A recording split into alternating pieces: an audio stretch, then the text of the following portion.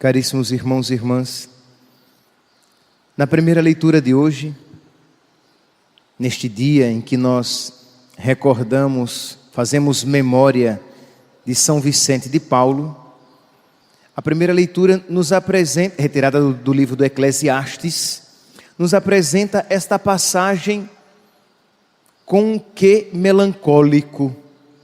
Vaidade das vaidades, tudo nesse mundo é vaidade. E o autor começa a dizer que o homem não tira proveito de nada do trabalho que ele faz debaixo do sol. Isto é, que não vale a pena trabalhar.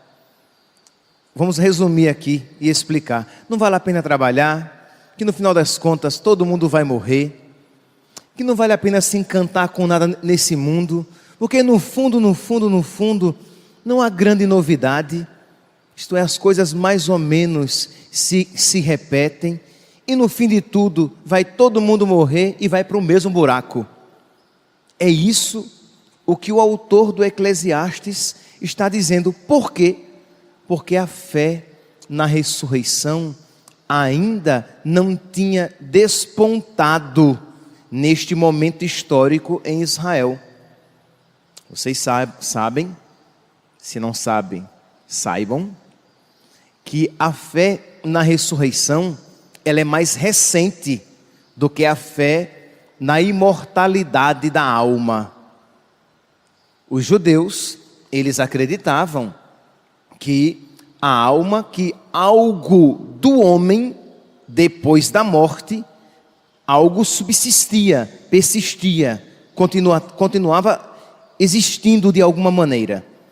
Mas a fé na retribuição pelas coisas boas e más que aqui fazemos, ela foi sendo gradativamente revelada, e bem posteriormente a ressurreição.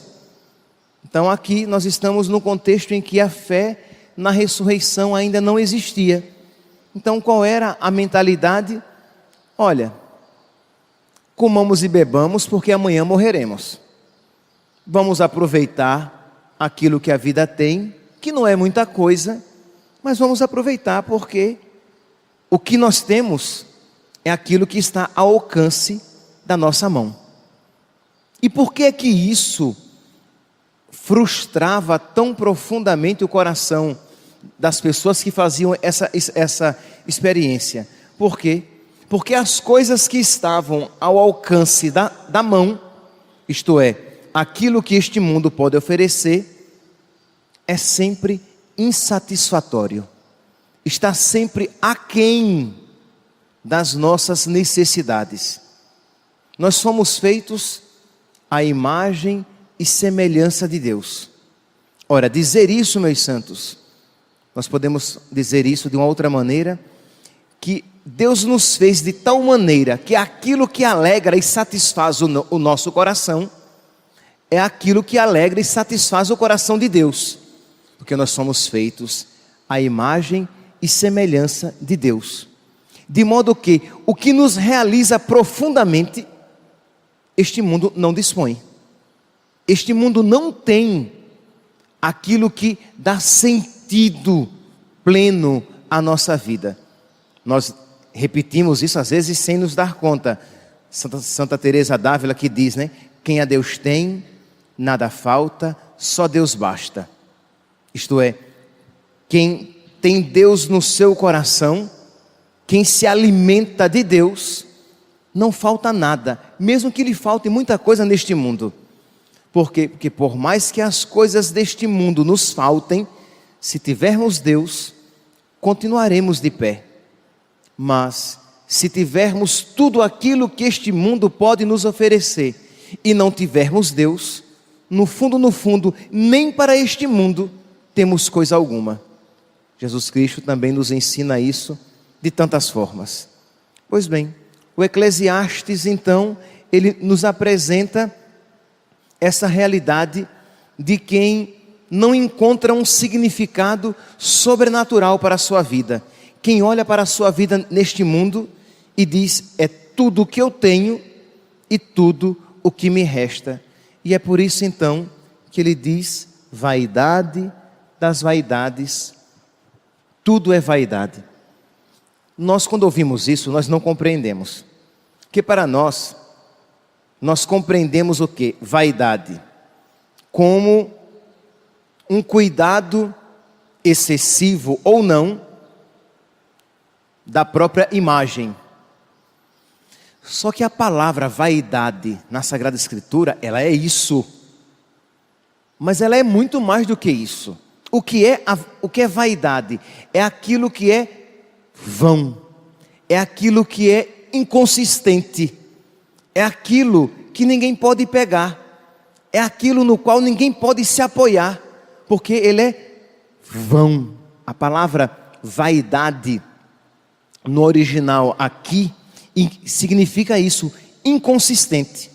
É tanto que o contrário de vaidade na Sagrada Escritura é glória. O que é glória na Sagrada Escritura? É aquilo que é consistente, é aquilo que se pode pegar, é aquilo no qual se pode apoiar.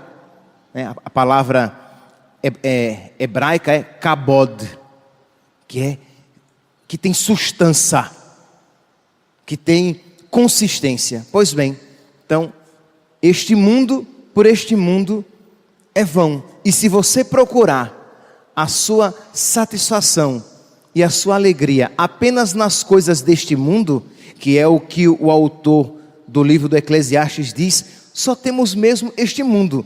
Vamos aproveitar, mas é vaidade. Isto é inconsistente. Depois tudo isso vai passar. É o que ele está dizendo. Ele está propondo que aproveitemos deste mundo, porque comamos e bebamos, amanhã morreremos. Mas ele não propõe isso com uma ilusão de que isso de verdade nos fará felizes. Ele diz, mas no final das contas, tudo isso é vaidade. Vaidade das vaidades, tudo é vaidade, tudo é inconsistente, tudo passa. Que sustento, que alegria, que significado tira o homem de qualquer coisa que ele experimenta debaixo do sol. É por isso que o Salmo responsorial, escolhido pela igreja como resposta a essa palavra, lembremos-nos que o Salmo responsorial, ele tem essa característica. É um salmo de resposta. É um salmo que responde à palavra anterior proclamada. E qual é então o salmo de resposta? A igreja equilibra. Ela nos ensina o quê? A suplicar a Deus então: ensinai-nos a contar os nossos dias e dai ao nosso coração sabedoria. Ensinai-me, Senhor, a contar os dias da minha vida, isto é, a viver de uma maneira correta, sabendo que este mundo passa. Ensinai-me, Senhor, a viver este mundo com sabedoria, para que ele tenha significado. Porque é verdade, Senhor, por este mundo, vós fazeis voltar ao pó todo mortal. Todo mundo vai virar pó. Lembra-te que és pó, e ao pó has de voltar. Não é isso que nós ouvimos sobre nós na quarta-feira de cinzas? Lembra-te que és pó, e ao pó has de voltar. Então, sabendo dessa realidade, que eu vou voltar ao pó, claro, não simplesmente existe a ressurreição, isso já nos foi revelado, mas sabendo que este mundo é passageiro, então, Senhor, dai ao meu coração sabedoria, para que eu saiba contar os meus dias, para que eu saiba viver os meus dias, não procurando as vaidades do mundo, as coisas inconsistentes, mas para que eu busque o quê? A tua glória. Porque é aquilo que não passa. E é nesse sentido então, meus irmãos, que São Vicente de Paulo é um exemplo para nós. Este filho de camponês, que com muito sacrifício dos seus pais, conseguiu estudar. Quem imagine naquela época em que só os nobres, nós estamos aqui no final do século XVI e início do século XVII. Então nós estamos num período em que só os nobres estudavam. Ele era filho de camponês, era o sexto filho.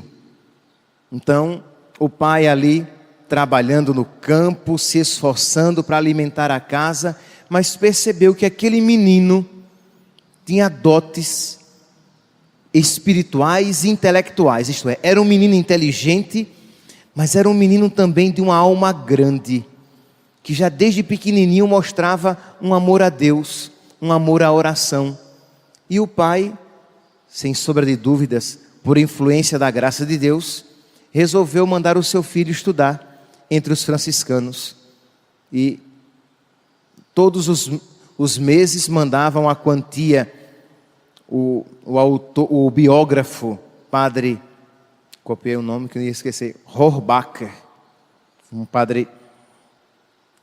dos maiores biógrafos de São Vicente de Paulo, diz que com muito sacrifício, porque isso colocava em risco até mesmo as finanças da família, mas o pai queria que o seu filho, que aqueles dons que Deus deu ao seu filho não fossem perdidos, e o seu filho colocasse aqueles dons em proveito de muitos.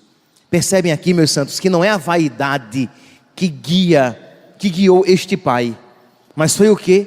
Buscar a glória de Deus. Deus deu esses dons ao meu filho, e não é justo que eu, pai, não faça o máximo que me é possível para que os dons que Deus deu ao meu filho não sejam perdidos. É alguém que quer glorificar a Deus, que quer agradar a Deus, que sabe que tem uma finalidade espiritual para ele e para o seu filho, porque se ele buscasse apenas a vaidade, isto é, as coisas vãs, ele diria o quê? Eu vou comer e beber, porque amanhã eu morrerei. Então eu vou pegar o dinheiro e investir para que eu tenha benesses, para que eu tenha facilidades para mim, e não pensar em dar educação ao meu filho, para que o meu filho seja um sacerdote e possa ajudar o povo de Deus. Então este homem, este pai, o pai de São Vicente, era um homem também, Guilherme de Paulo era o nome do pai. Era um homem virtuoso, que tinha uma visão espiritual para com o seu filho. Pois bem, ele foi, estudou, um menino inteligente, foi ordenado jovem, muito jovem, e desde cedo percebeu que ele tinha o dom de de convencer as pessoas e tirar das pessoas o melhor delas para oferecer a Deus. Então, grandes conversões aquele jovem conseguia, mas que ele sempre direcionava as pessoas para Deus. Tirava delas o melhor. Quando aqui digo tirava delas o melhor, digo tanto no que diz respeito às realidades espirituais, como até mesmo às realidades materiais. Porque São Vicente, filho de um lavrador, de um camponês, construiu hospitais, escolas, seminários para a formação do clero, para cuidar das crianças abandonadas, para cuidar dos loucos, hospitais para cuidar dos loucos e dos pobres. Por quê? Porque quando ele se encontrava com as pessoas, ele conseguia colocar no coração delas, despertar no coração delas a consciência da finalidade sobrenatural. Isto é, se a finalidade da sua vida é acumular cada vez mais, é tirar do mundo cada vez a maior porção de prazer, se a finalidade da sua vida são as coisas vãs, a sua vida é vaidade. Mas se a finalidade da sua vida é a glória de Deus, empenhe também o que você tem para o benefício dos seus irmãos, porque nisto consiste a glória de Deus. Isto agrada a Deus. É uma vida, quer dizer, da mesma maneira que o seu pai empenhou o que tinha para ajudar o filho, para que pudesse ser um sacerdote, porque via naquilo algo que glorificava a Deus, que agradava a Deus. São Vicente também na sua vida conseguia convencer as pessoas para que o ajudassem a ajudar outros, porque isto agradava a Deus, isso glorificava a Deus, e isto é fazer tudo para a maior glória de Deus. Na oração coleta da missa de hoje, a igreja, nossa mãe, nos faz para nós, pede a Deus esta graça, suplica a Deus esta graça para nós. Ó Deus, que para socorro dos pobres e formação do clero, lembremos que São Vicente construiu seminários, dava retiro para padres, para converter o coração daqueles homens, para que eles fossem bons servos de Deus, e ajudava os pobres, as crianças, as viúvas, os doentes, os terminais, os presos. Imaginem que ele se colocou no lugar de um preso para pagar a pena daquele preso. E como o chefe da prisão não sabia que ele era o capelão da França, o responsável pelos sofredores da França, ele recebeu esse título, aceitou. Então tá bom, então você vai cumprir a pena no lugar dele. Depois que descobriram que aquele que já tinha fama de santo, que aquele grande homem, que aquele grande sacerdote estava numa galé, acorrentado, fazendo como que um serviço forçado, porque se colocou no lugar de outro. Então aqui vocês podem ver com que caridade, que tipo de caridade, sobrenatural é claro, movia esse homem. Pois bem, então a igreja pede, ó Deus, que para socorro dos pobres e formação do clero, enriquecestes o presbítero São Vicente de Paulo com as virtudes apostólicas, fazei-nos, pedindo agora para nós, fazei-nos animados pelo mesmo Espírito, amar o que ele amou e praticar o que ele praticou.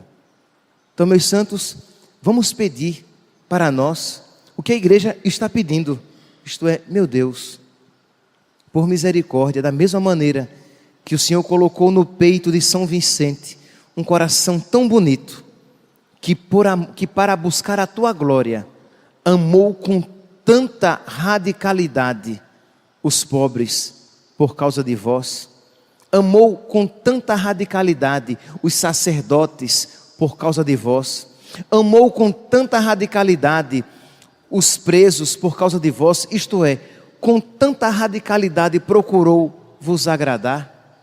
Ajuda-me, Senhor, a ter um coração semelhante. Diga a Deus, meu Deus, eu não posso me dar um coração novo, eu não posso tirar do meu peito este meu coração velho, tão duro e tão egoísta, que só quer procurar a própria vontade, os próprios interesses, as coisas vãs. Diga isso a Deus, reconheça isso, porque se você, meu santo, minha santa, se você ouve essas palavras e você diz, são por outro, porque eu não preciso disso, então a graça não será concedida a você, não porque Deus não queira conceder, mas porque você dela não se diz necessitado. Mas se você diz, meu Deus, o meu coração, ele só busca as vaidades, ele só busca as coisas passageiras, ele só busca as coisas sem consistência. Dá-me, Senhor, esta sabedoria para que eu busque a tua glória, para que eu busque aquilo que é verdadeiramente essencial, para que concede-me, Senhor, aquilo que o Salmo hoje me ensina a suplicar. Ensinai-nos a contar os nossos dias e dai ao nosso coração sabedoria. Salmo 89 ou 90, de acordo com a tradução, versículo 12. Ensinai-nos a contar os nossos dias. Os nossos dias são curtos, meus santos. Mesmo que vivamos 90 anos, isso não é nada em relação à eternidade. E quem foi que disse que o dia do seu encontro com Deus não é hoje? Pois bem, ensinai-nos, Senhor, ensinai-me a contar os meus dias e dai ao meu coração sabedoria, para que eu, renunciando às vaidades do mundo, eu busque a tua glória em tudo e em todas as coisas. Louvado seja nosso Senhor Jesus Cristo.